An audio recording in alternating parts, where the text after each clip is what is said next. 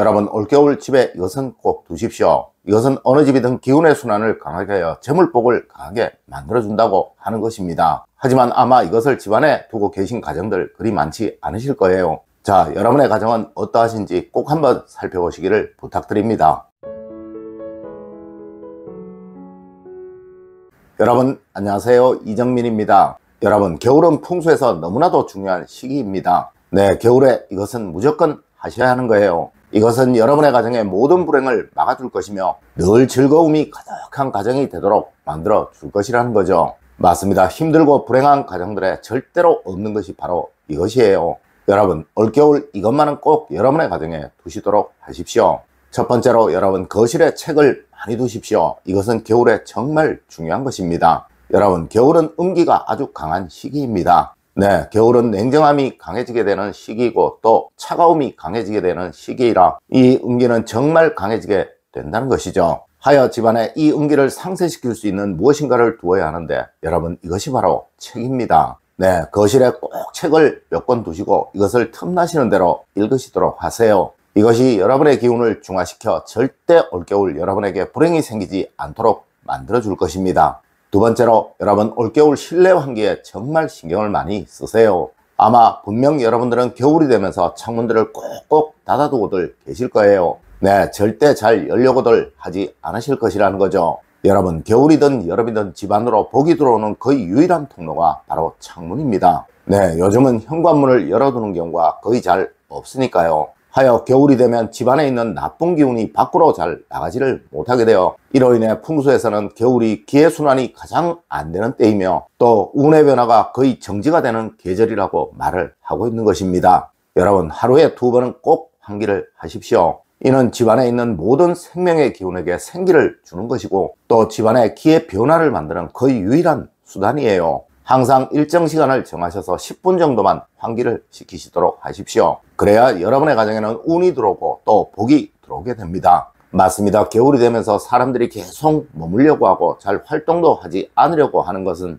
이 계절이 소행의 기운이 강하게 활동을 하는 시기이기에 그러한 거예요. 여러분, 이 소행에게 화오행, 즉 활동과 행동, 변화가 바로 돈이며 제복입니다. 하여 겨울에 집안에 환기를 잘 시켜주는 가정은 제복이 살아난다고 말을 하는 것이며 또 환기를 잘 시키지 않는 가정은 집안에 제복이 살아나지 못한다고 말을 하는 것입니다. 세 번째로 여러분, 화장실이 추우면 그 집은 가난해진다고 하였습니다. 여러분, 우리 조상님들은 화장실이 추우면 가난해진다고 하여 화장실을 북쪽에 두는 것을 지극히 꺼리셨습니다. 하여 과거 우리 고택들을 찾아가 보면 화장실이 북쪽에 있는 경우가 절대 없는 거예요. 물론 현대는 거의가 실내형 구조이라 사실 이 동서남북이 큰 의미는 없습니다. 하지만 풍수의 기본적인 것은 변함이 없다는 것이죠. 맞습니다. 겨울에 화장실이 추우면 가난해진다는 것을 말하는 거예요. 여러분, 어떤 시기든 화장실을 사용하시는 동안에 이 화장실이 춥다는 느낌 없도록 만드십시오. 네, 온열기를 쓰셔도 되고 무엇을 쓰셔도 좋습니다. 그래야 운도 살고 변화도 생기고 돈복도 강해지게 된다는 것이 우리 풍수의 기본적인 원칙이라는 것입니다. 네 번째로, 옷장이 차가우면 가난이 찾아온다고 하였습니다. 여러분, 옷장은 무조건 밝고 포근해야 하는 곳이에요. 하지만 대부분의 가정들에서 이 옷장이 정돈이 안 된 채로 있는 경우가 참 많을 것입니다. 여러분, 겨울 멋쟁이라는 말이 있는 것은 겨울에는 옷이 정말 중요하다는 의미인 거예요. 옷장에 절대 구겨진 옷들, 널브러진 옷들, 그리고 또 세탁이 되지 않아 냄새가 나는 옷들이 있지 않도록 만드십시오. 분명 이렇게 하시면 올겨울 여러분들은 큰 제복을 얻으실 것입니다. 여러분, 풍수에서 옷보다 더 재물복이다 라고 말을 하는 것은 거의 없습니다. 다섯 번째로 여러분, 현관 입구에는 따뜻함을 항상 놓아두세요. 여러분, 어떤 시기든 현관을 들어오면서 밝다는 느낌, 포근하다는 느낌이 나야 하는 것입니다. 물론 이는 겨울이라서 더욱 그러하다는 것이죠. 네, 현관에서 움츠려드는 느낌이 생기게 되면 절대 그 집에서는 번영이 없다는 것이 항상 풍수학이든 심리학이든 성공학이든 공통적으로 늘 하는 말이에요. 하여 현관을 넓게 쓰면 부자가 된다라는 말도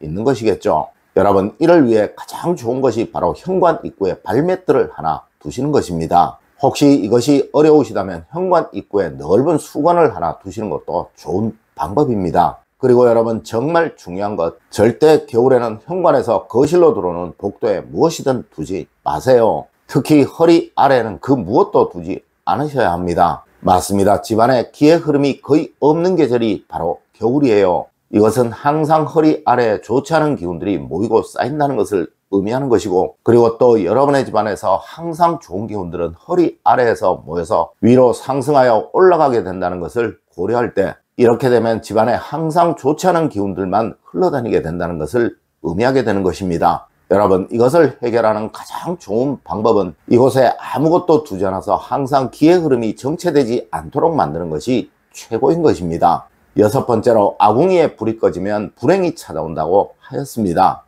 여러분, 우리 조상님들은 겨울 아궁이에 불이 꺼지면 집안에 불행이 생긴다고 하였습니다. 하여 불씨를 정말 소중하게 다루셨던 것이죠. 여러분, 이 불씨가 현대로 말하면 바로 주방의 전자레인지와 가스레인지, 또 냉장고, 전열기, 그리고 집안의 조명을 말하는 것입니다. 맞습니다. 바로 화호행을 상징하는 것들을 말하는 것이라는 거죠. 여러분, 겨울에는 집안을 가능한 밝게 만드세요. 절대 어둡게 하지 마세요. 이는 여러분의 집안에 불행과 가난을 찾아오게 하는 정말 좋지 않은 행동 중에 하나입니다. 그리고 주방의 화구나 가전들 청소 정말 깨끗이 하십시오.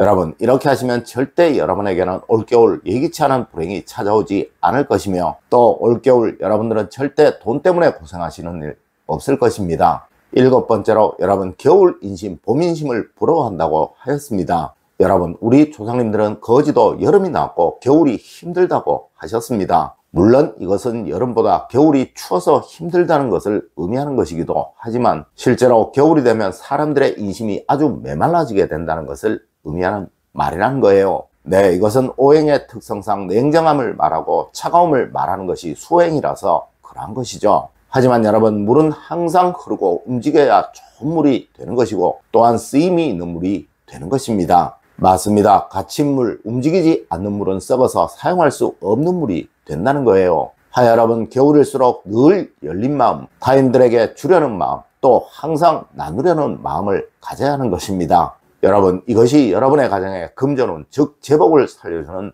마음인 거예요. 네, 항상 올겨울에는 무엇이라도 조금 나누려고 하세요. 분명 훨씬 더 많은 운들이 여러분에게 들어오게 될 것입니다. 여러분, 오늘은 올겨울에 꼭 하셔야 할 것들에 관해서 이야기를 해드렸습니다. 물론 이것 외에도 집안에서 하셔야 할 것들 참 많겠지만, 여러분, 이것만은 꼭 하십시오. 그래야 운과 복이 여러분의 가정에 넘쳐나게 될 것이고, 또 여러분은 번영을 얻게 되실 것입니다. 여러분, 오늘 제가 알려드린 이야기 꼭 명심하시길 부탁드리며 오늘의 이야기를 마치도록 하겠습니다. 늘 올바른 학문과 올바른 지식을 여러분들께 전하도록 노력하겠습니다.